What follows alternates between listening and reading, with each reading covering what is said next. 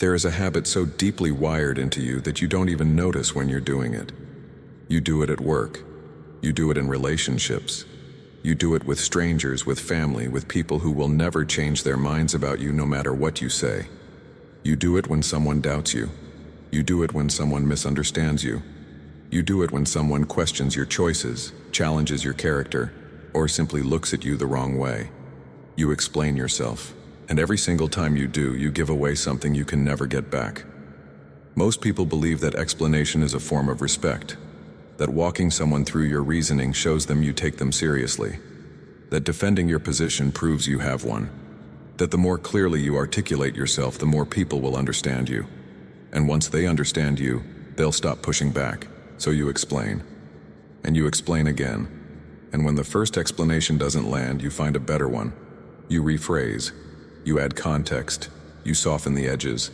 You lay out your logic carefully, like evidence in a trial you're desperate to win. And it never works the way you think it will.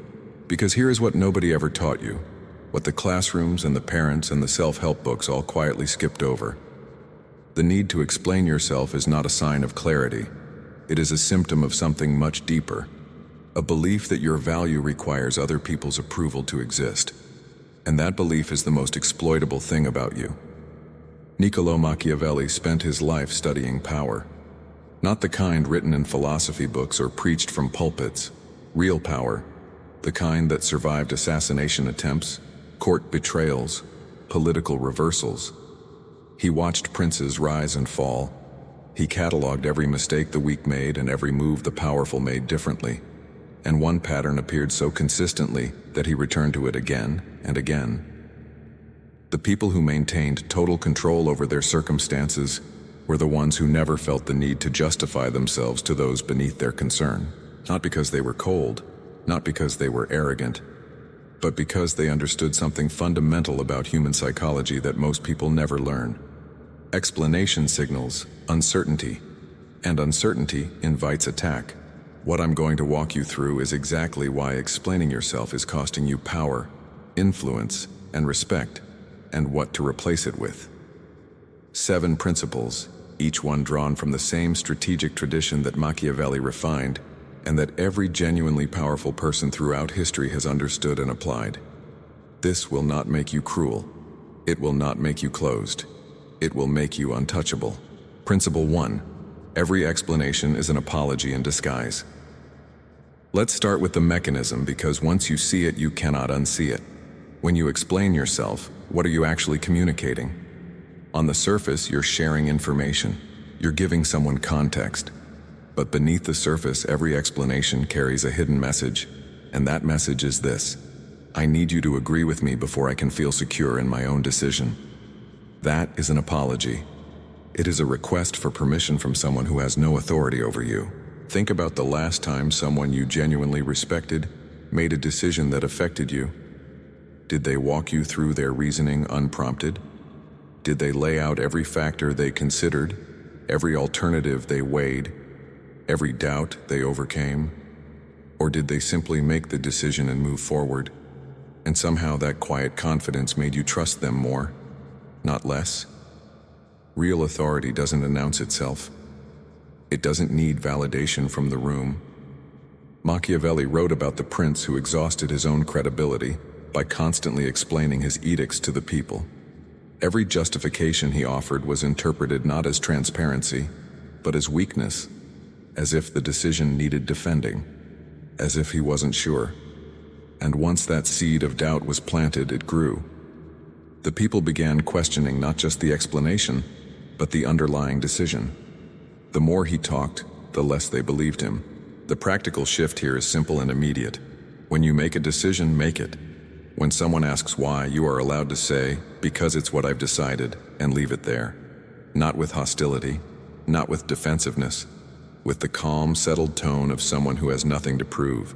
That tone is the explanation, and it communicates more authority than any words could. Principle 2.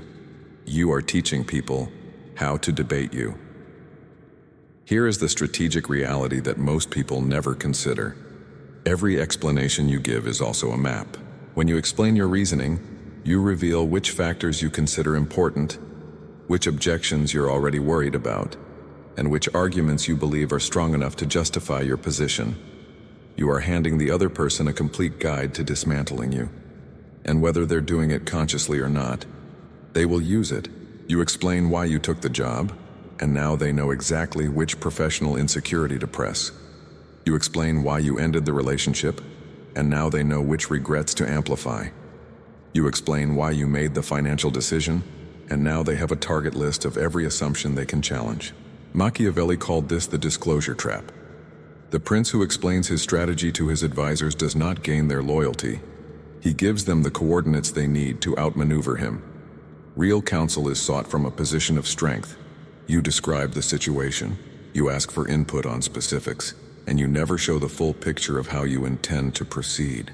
The same principle applies to every relationship in your life. The person who knows your full reasoning is the person who can take it apart piece by piece. And once they're inside your logic, you're no longer having a conversation. You're having a negotiation where they have read your opening position. Stop writing the script for people who are looking for leverage. Make your decisions from a place they can't access. Share the outcome. Keep the architecture private. Principle 3. Silence is not absence, it's dominance.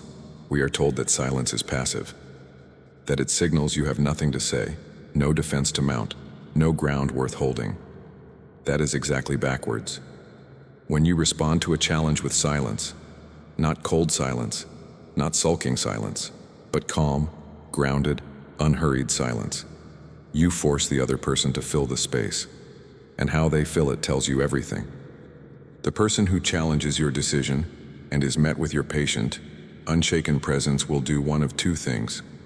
They will either escalate, at which point they reveal that their challenge was emotional, not logical, or they will retreat, at which point they have answered their own question. Either way, you never left the driver's seat. There is a specific silence that Machiavelli identified in the great commanders and statesmen he studied. He called it the silence of a man who has already decided. It is not the silence of someone who is thinking. It is not the silence of someone who is scared. It is the silence of someone for whom the conversation was already over before it started. That silence is a message. It says, I hear you. I considered you. You are not enough to move me. The next time someone presses you for a justification you don't owe them, a coworker who questions your approach, a family member who challenges your priorities, a stranger online who demands to know your reasons, try saying nothing, or try saying simply, I understand you see it differently, and then move on with your day. Watch how differently the world responds to someone who cannot be pulled into a defense. Principle 4. The more you explain, the more they question. This is the part that will seem counterintuitive until you have lived it. You explain yourself to reduce doubt. You believe that if you make your reasoning clear enough, the questions will stop. But every explanation you give produces new questions, not because your reasoning is flawed, because explanation signals that you are open to being reasoned with, and people will keep reasoning with you as long as you remain open.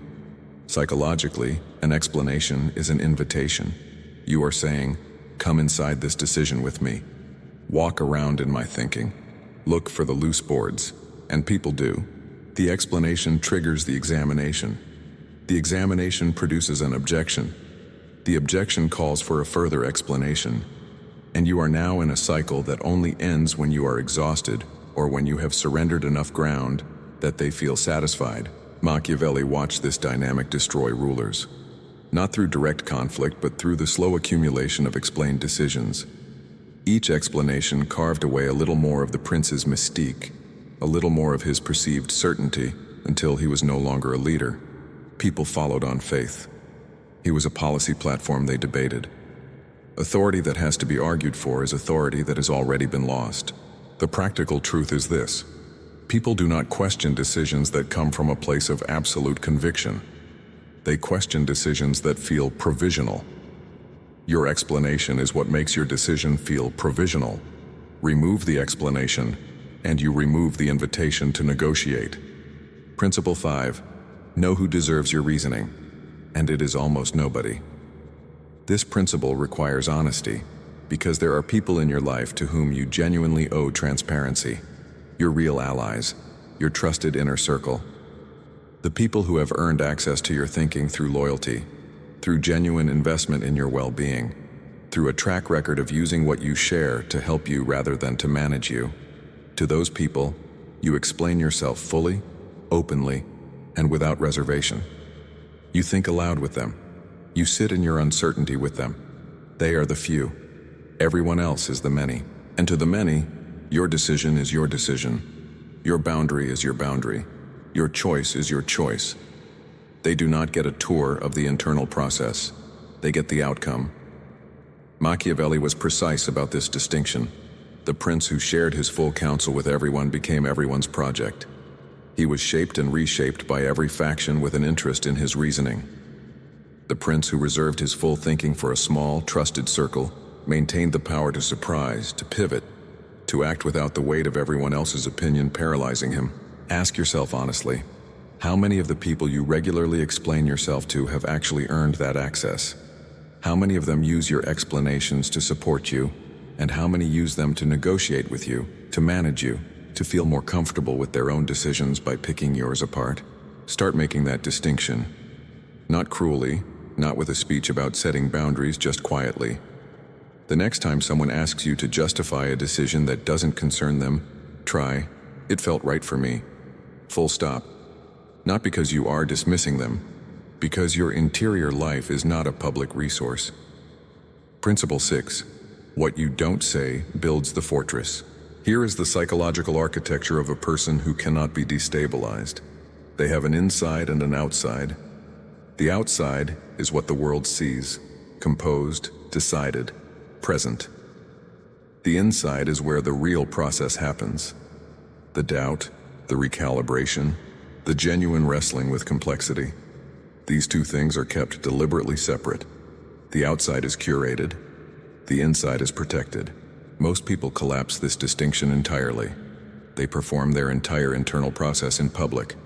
Every doubt is voiced. Every recalibration is announced. Every moment of uncertainty is shared, usually with the people most motivated to exploit it. And then they wonder why they feel exposed.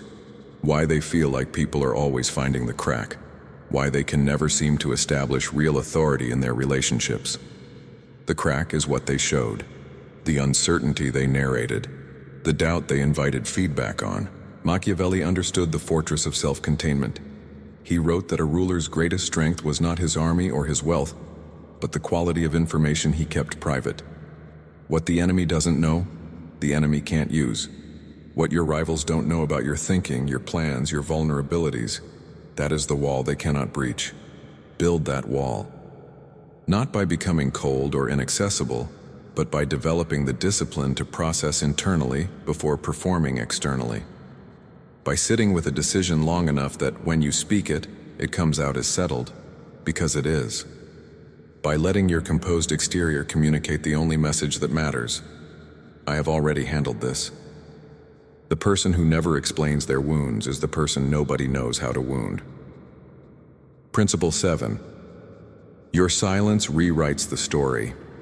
The final principle is the most sophisticated and the one that the most powerful communicators throughout history have understood most deeply. You do not control the narrative by explaining yourself.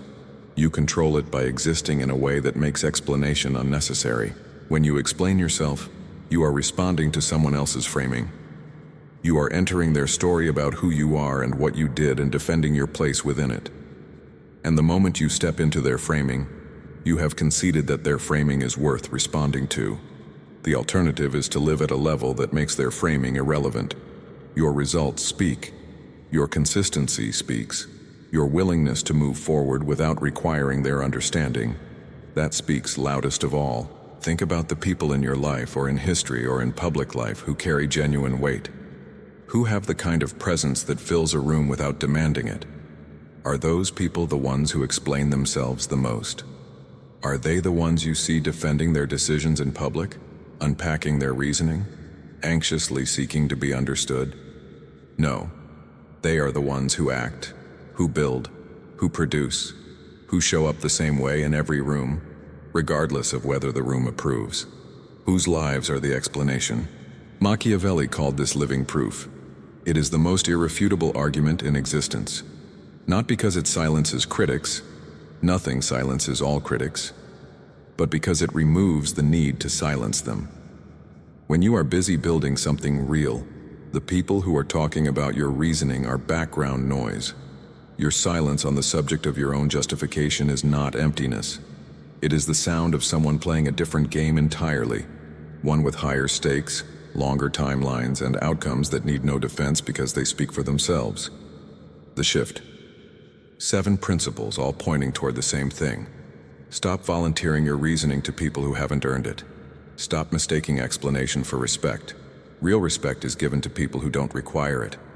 Stop collapsing your internal world into public performance and then wondering why you feel exposed. Become someone with an inside and an outside. Let the outside be decisive, composed, and genuinely uninterested in debate. Let the inside be where you do the real work, privately, carefully, without an audience. The next time someone questions your decision, pause before the reflex kicks in.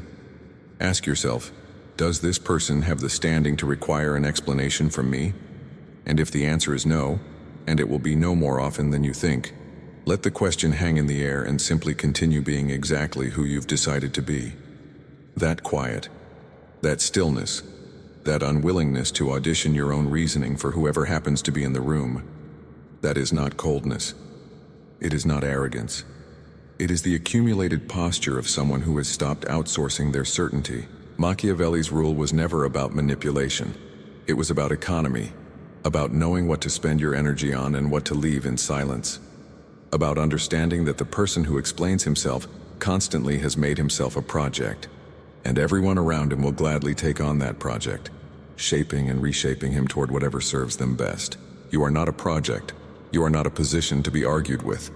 You are not a decision waiting to be overturned by a sufficiently persuasive counter-argument. You are someone who has already decided. Let that be the only thing they know. Stop explaining yourself. That's where total control begins.